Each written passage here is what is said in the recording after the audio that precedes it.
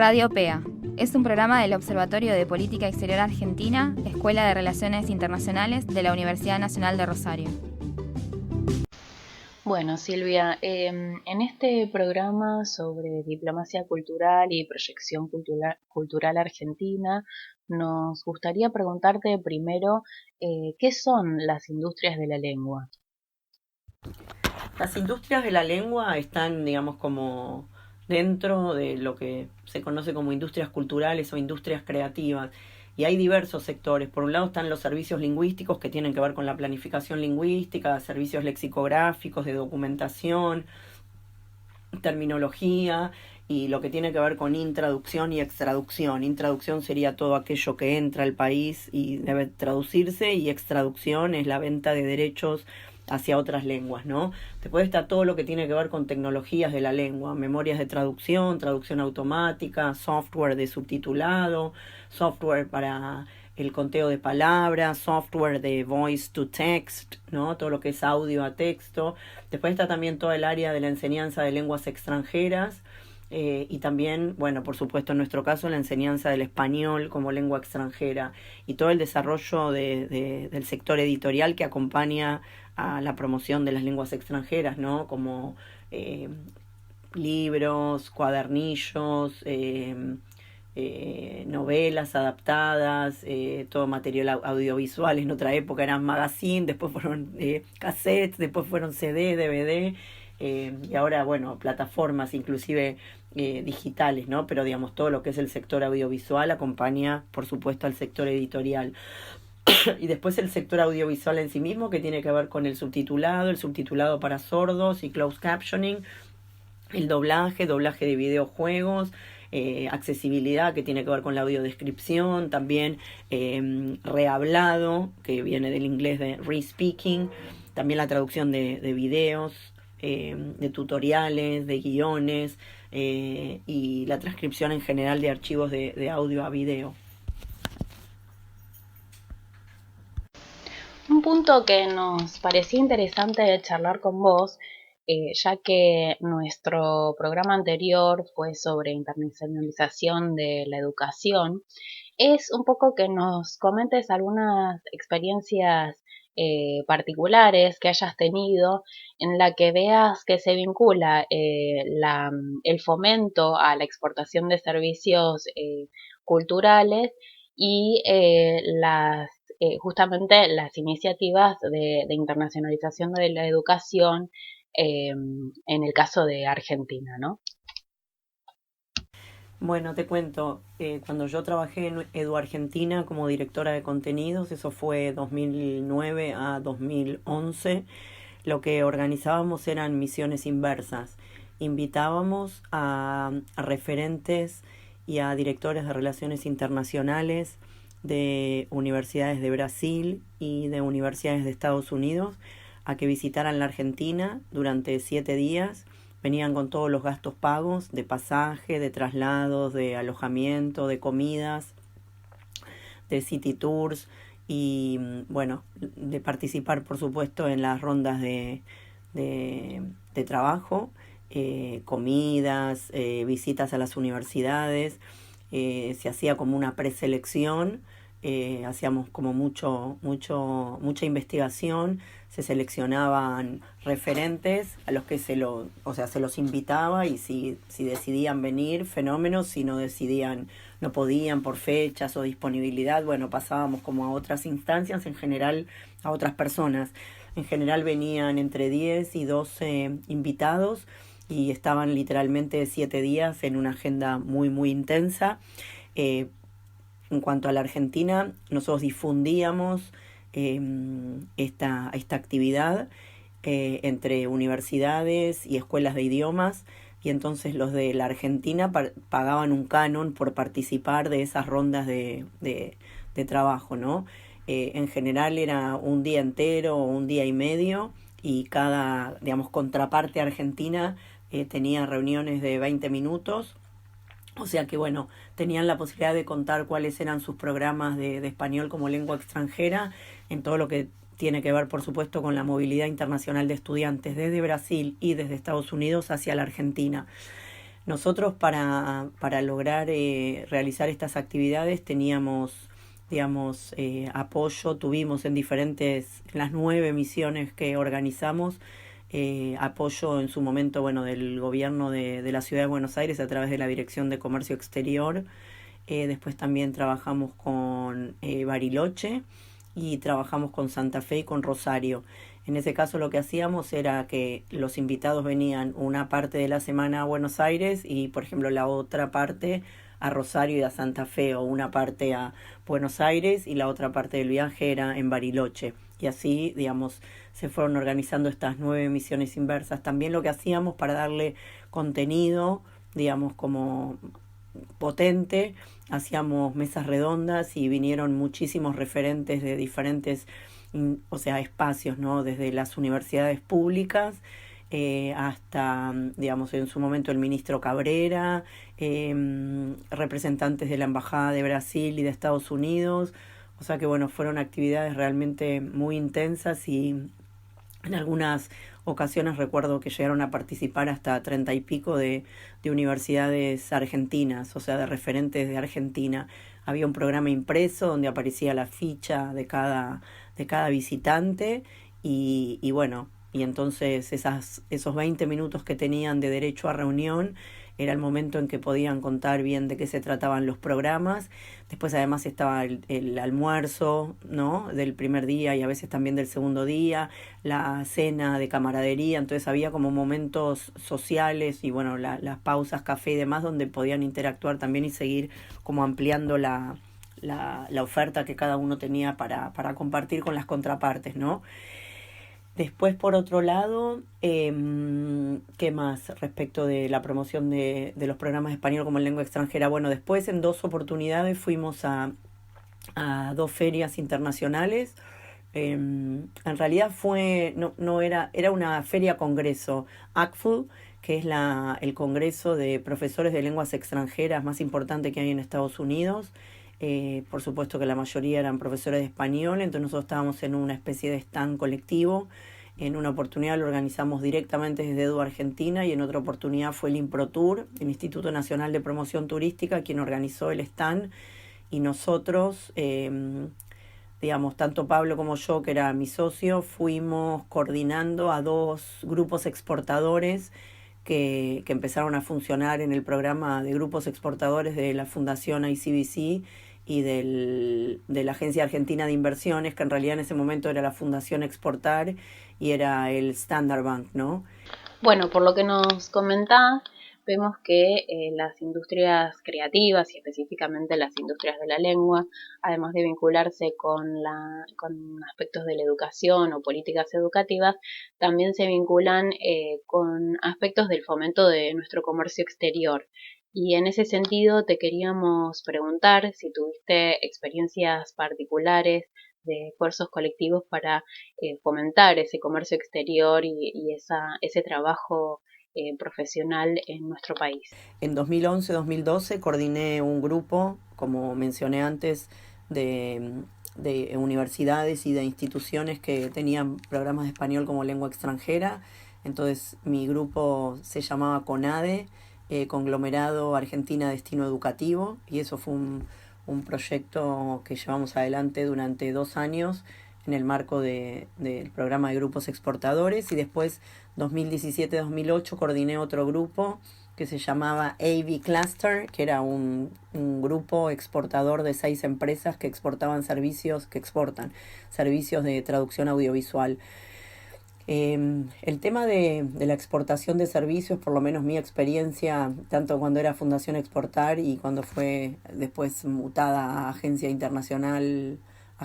de Comercio Internacional, dependiente del Ministerio de Relaciones Exteriores, compleja en el sentido de que la Argentina históricamente tiene mucha experiencia con la exportación de bienes, pero bueno, no tanto de servicios, con lo cual, sobre todo en el grupo exportador de servicios de traducción audiovisual, lo que pasó fue que cambiábamos permanentemente de interlocutor y no terminaban de entender qué era exportar servicios de traducción audiovisual, ¿no? Nosotros, digamos, lo que sentíamos era que éramos una parte muy chiquitita de la cadena de valor en todo lo que tiene que ver con servicios audiovisuales, y bueno, como muy invisibilizados y muy ninguneados, ¿no? De hecho, en el calendario de ferias no terminábamos como de encajar en ninguna feria, ¿no?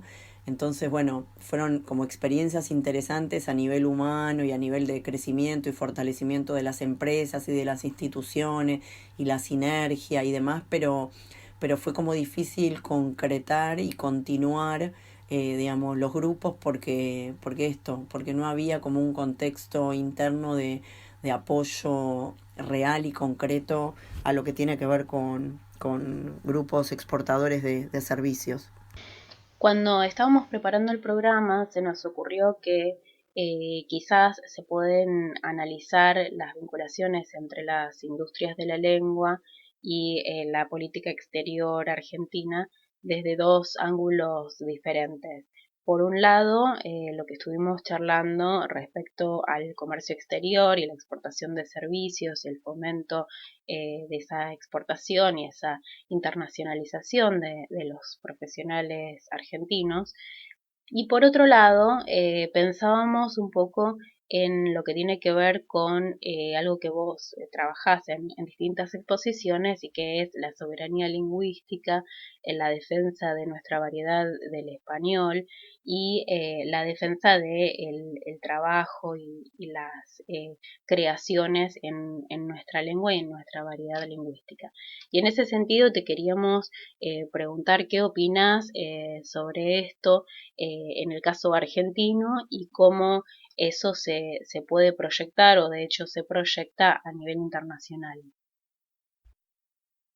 Allá por 2013, en el marco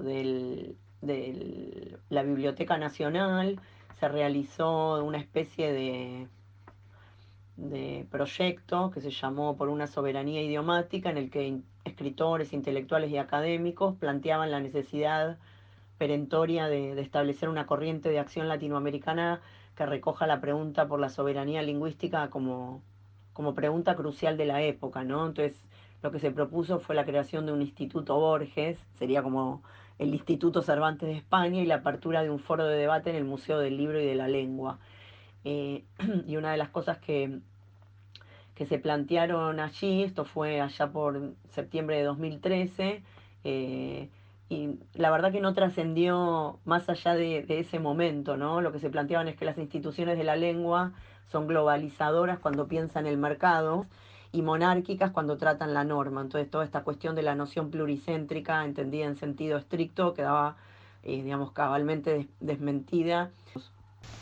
En relación con esto, nos interesaba preguntarte también por la vinculación de los derechos lingüísticos con los tratados internacionales y las organizaciones internacionales que apoyan y defienden los derechos humanos. Y en ese sentido nos parecía importante preguntarte sobre dos congresos que se realizaron en Argentina, el Congreso de la Lengua y el denominado contracongreso, donde quizás se trabajaron de distintas maneras algunos aspectos que tienen que ver justamente con los derechos lingüísticos y la lengua a nivel internacional y las políticas lingüísticas a nivel internacional en el caso del español. Respecto del octavo Congreso Internacional de la Lengua Española que se celebró este año en marzo en Córdoba, en Argentina, por segunda vez, ¿no? Se realiza el Congreso de la Lengua en Argentina. Hubo paralelamente lo que se llamó el Contracongreso, eso en la jerga, ¿no? Realmente el nombre real era Primer Encuentro Internacional, Derechos Lingüísticos como Derechos Humanos, y se publicó un manifiesto ante la realización del octavo Congreso Internacional y bueno, había como una fundamentación de por qué este encuentro paralelo, ¿no? Entonces, bueno, una de las cosas que dice el manifiesto es conforme a la Declaración Universal de Derechos Lingüísticos y en la convicción de que el respeto a la variabilidad lingüística constituye un derecho humano, tanto individual como social, la Facultad de Filosofía y Humanidades de la Universidad Nacional de Córdoba promovió, digamos, este primer encuentro internacional de derechos lingüísticos como derechos humanos en Latinoamérica, y lo que propone, digamos, con con esta realización de este encuentro, una reflexión amplia situada en la realidad latinoamericana sobre el problema de las lenguas y su articulación con políticas económicas, sociales, culturales, académicas, educativas y comunicacionales. Y el paradigma que entiende los derechos lingüísticos como derechos humanos advierte sobre los peligros que se manifiestan cuando determinados estados o instituciones buscan entronizar una lengua o variedad de lengua con un estatus simbólico superior, política que genera la creencia naturalizada en su superioridad o carácter hegemónico y cuyo efecto inmediato es el desplazamiento de otras lenguas y variedades al nivel de lo dependiente, lo ilegítimo, lo desautorizado. Y acá tendríamos que empezar a hablar de la política lingüística exterior de España sobre, digamos, el área idiomática del español, ¿no? Digamos, como que en un punto, digamos, España tuvo siempre, digamos, como una hegemonía muy importante sobre la, comillas, explotación del activo lengua española, y en realidad cuando el rey Juan Carlos, entre comillas, se aviva, se da cuenta de que del 100% de los hablantes, el 90% está del otro lado del charco y el 10% solo se habla en España, ahí es donde decide y agarra al famoso don Víctor García de la Concha, que primero fue director de la RAE y después director del Instituto Cervantes. Le dice: Víctor, ocúpese de América. Podríamos tomar el verbo ocupar de ocuparse metafóricamente o una ocupación, digamos, más territorial, ¿no? Aunque bueno, el colonialismo territorial ya, digamos, lo que no se podía conquistar por las armas pasó en esta instancia de la política lingüística exterior de España a, digamos, conquistar desde la lengua, ¿no? Por eso se habla tanto del colonialismo e imperialismo lingüístico. Entonces, a partir del 2012, cuando se lanza esta nueva política lingüística panhispánica, donde es lo que se conoce como la iberoamericanización, ¿no?, del Instituto Cervantes, y esta política también de la RAE de sumar a las academias hermanas en ese frente común, ¿no?, de trabajar conjuntamente, cosa que hasta ese momento había sido, digamos, la Real Academia Española bastante como que se cortaba sola, ¿no? De hecho, el diccionario de la Real Academia Española, el famoso DRAE, a partir del cambio hacia esta nueva política panhispánica, pasa a llamarse DLE, Diccionario de la Lengua Española, ¿no? En eso de incluir a todas las academias hermanas.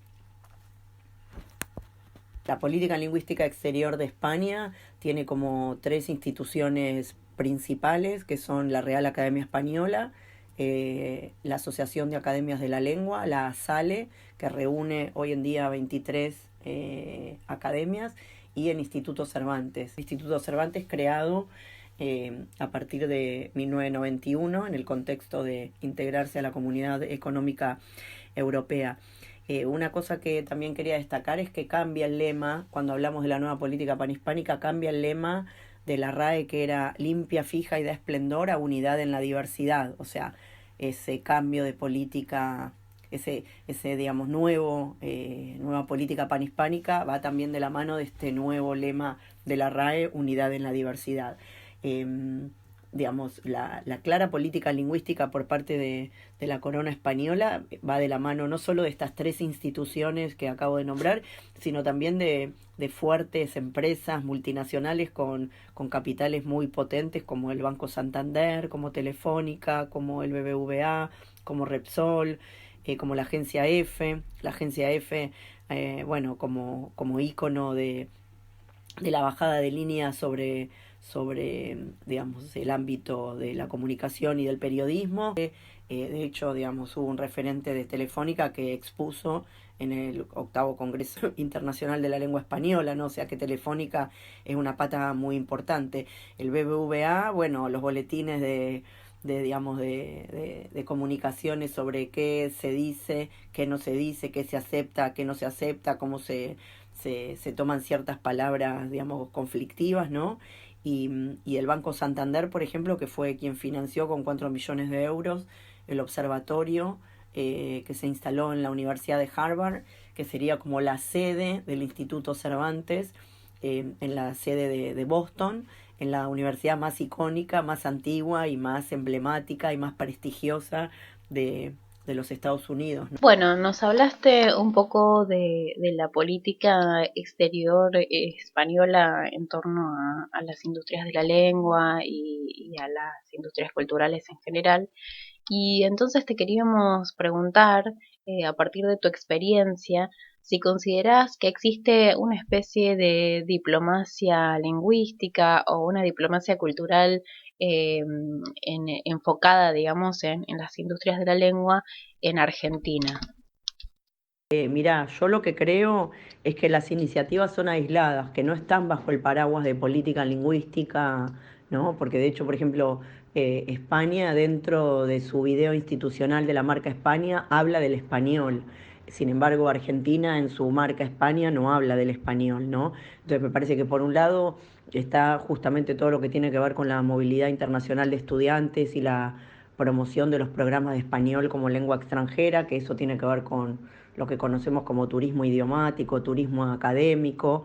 Ahora, lo que vos decís de diplomacia cultural, Argentina no tiene una política de diplomacia cultural como de repente tiene Estados Unidos a través de la Fulbright o Francia a través de la Alianza Francesa o Italia a través de la Dante o China a través del Instituto Confucio, que de hecho llamativamente el Instituto Confucio en nuestro país está instalado nada más y nada menos que en la Facultad de Ciencias Económicas de la Universidad de Buenos Aires. O sea que es como un espacio de la economía donde ellos instalan la sede del Confucio en Buenos Aires, la capital de la Argentina, ¿no? Que creo que en un punto España lo que hizo también fue emular ese modelo de China de instalarse en centros universitarios y por eso de repente están en algunas sedes de los Estados Unidos, están el Instituto Cervantes instalado en universidades, como antes comenté, que se instaló en la Universidad de Harvard en Boston. Entonces, lo que tiene que ver con iniciativas, esto me parece que son iniciativas aisladas. Por ejemplo, otra iniciativa que tiene la Cancillería y que eso surgió allá por 2010, 2009, 2010, cuando se crea el programa Sur de apoyo a la traducción, justamente porque Argentina fue país invitado en la Feria Internacional del Libro de Frankfurt y para que el país de honor pueda, digamos, tener su pabellón destacado, tiene que tener un programa de apoyo a la traducción y ahí se crea el programa Prosur de apoyo a la traducción, que justamente tiene que ver con ese concepto que yo te decía antes, que es lo de extraducción, ¿no? La exportación, o sea, la venta de derechos a otras lenguas. Creo que ese programa, por suerte, aún cuando cambió la bandera política del gobierno de turno, el programa se mantuvo con Lorenzo a la cabeza. En su momento estaba Magdalena Failache, ¿no? Como creadora o, digamos, quien tomó la posta de ese programa y ese programa es sumamente exitoso, ha ido creciendo, se entrega una subvención de $3.200 por cada libro, ¿no? que se va a traducir a otras lenguas y se han traducido libros de todo tipo de género a innumerable cantidad de lenguas. Si ustedes hablaron con la Cancillería seguramente habrán hablado de este programa. Ahora, en el caso, por ejemplo, de la traducción, creo que Argentina es un polo exportador real, pero lo que pasa es que, bueno, siempre se manejó desde un lugar bastante, digamos, gris-negro, y bueno, y al no haber estadísticas, porque nadie tomó la posta de hacer estadísticas y relevar qué es lo que se está exportando en términos económicos de servicios desde la Argentina hacia Estados Unidos, hacia India, hacia Canadá, hacia Israel, hacia Europa. Y entonces al no haber data dura tampoco hay políticas, porque ninguna política se lleva adelante si no sabemos de qué estamos hablando, cuántos profesionales están exportando, qué cantidad de palabras se traducen, qué cantidad de montos se exportan. Si bien hubo un blanqueo de capitales a partir de la política de blanqueo de capitales, muchos traductores que exportan servicios blanquearon, digamos, sus cuentas en el exterior, pero seguimos sin saber qué es lo que Argentina hoy está exportando en términos de cifras, y bueno, al no haber cifras tampoco hay políticas, ¿no?